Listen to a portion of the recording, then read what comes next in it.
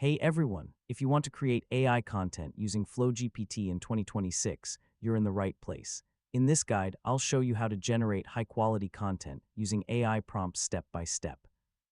First, AI content creation means using artificial intelligence to generate text like articles, scripts, captions, emails, and more. Start by opening FlowGPT in your browser and logging into your account.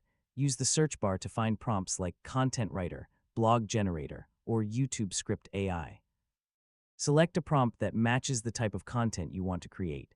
Edit the prompt with your topic, niche, tone, and audience to get personalized results.